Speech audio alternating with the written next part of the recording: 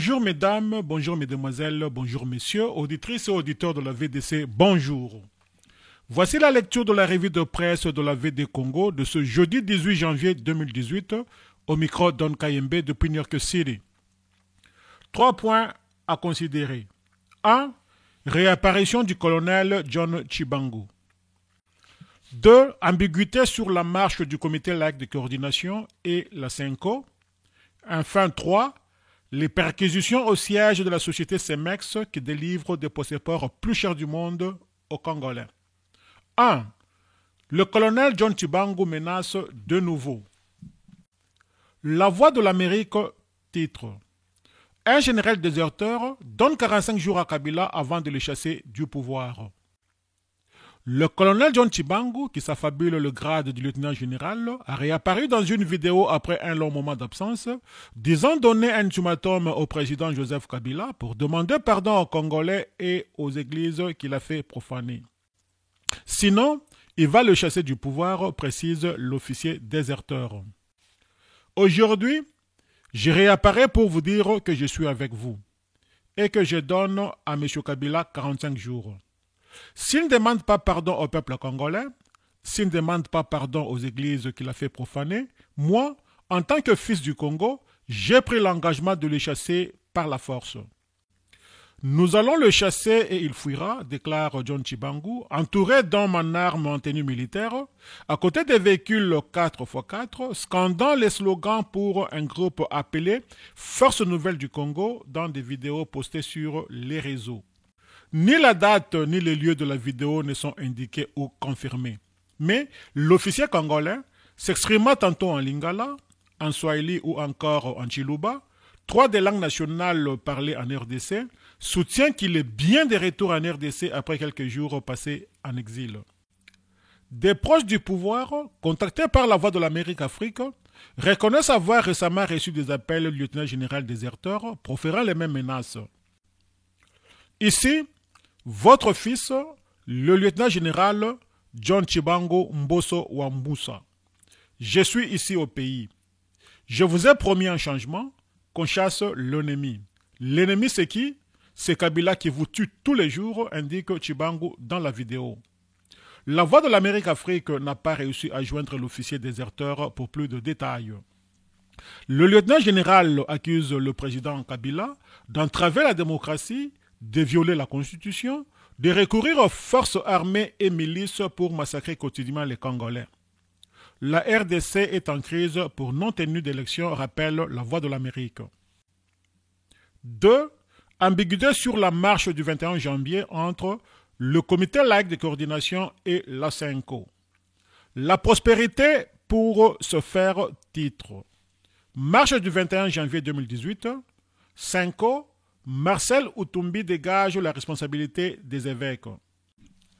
Le président de la CENCO lève tout équivoque quant aux initiatives du comité laïque de coordination. À propos, par exemple, de la marche annoncée pour le 21 janvier prochain, Monseigneur Marcel Outumbi Tepa attire l'attention des évêques sur l'attitude à adopter dans les différents diocèses. Concrètement, tout en reconnaissant aux laïcs le droit de s'organiser à leur niveau, il demande aux évêques, cependant, de ne pas s'impliquer directement dans l'action. Donc, il apparaît selon lui à chaque diocèse de voir comment accompagner les laïcs qui souscrivent librement à cette initiative, afin qu'ils restent dans la dynamique de 2 derniers communiqués de la CENCO, ainsi que celui de l'annonce apostolique.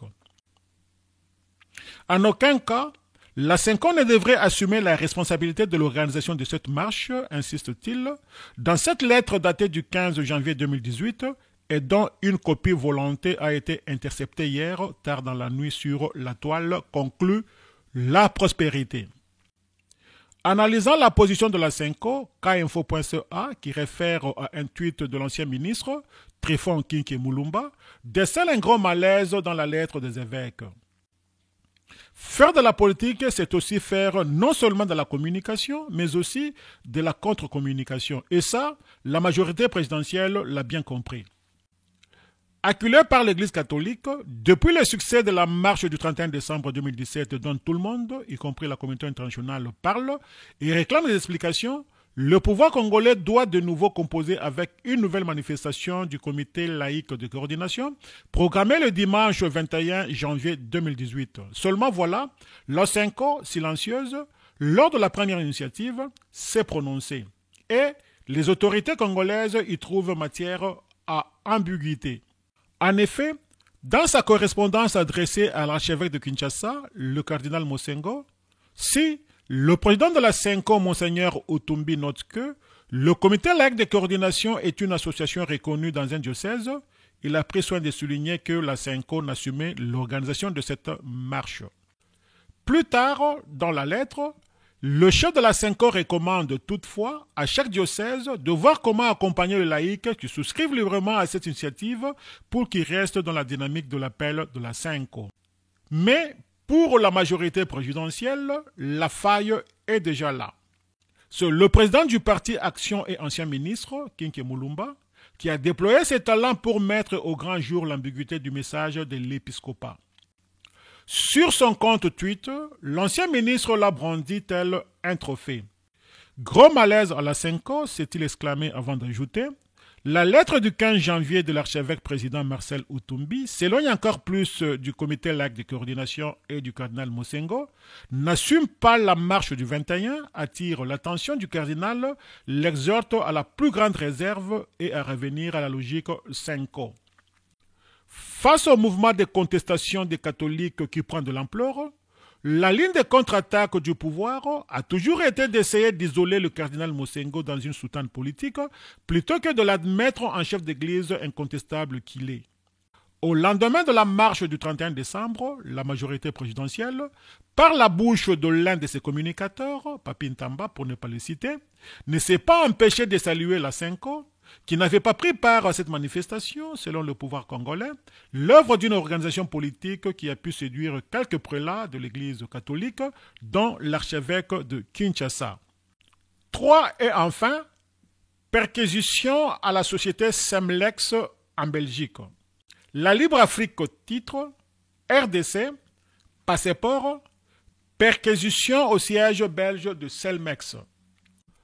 Le parquet fédéral belge a fait exécuter mercredi des perquisitions au siège de la société xuloise Semlex et au domicile de son chef, Albert Karaziwan, rapporte l'agence Reuters. Le parquet fédéral a confirmé l'information. Selon son porte-parole, qui n'a pas voulu faire d'autres commentaires, le fabricant de passeports est visé par une enquête car il est suspect de blanchissement d'argent et de corruption.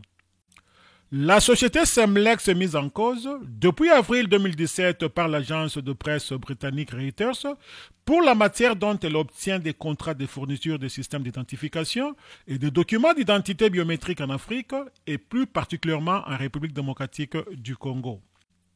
Le prix d'un passeport congolais s'élève à 185 $ américains, soit 175 € contre 65 € pour un passeport biométrique en Belgique.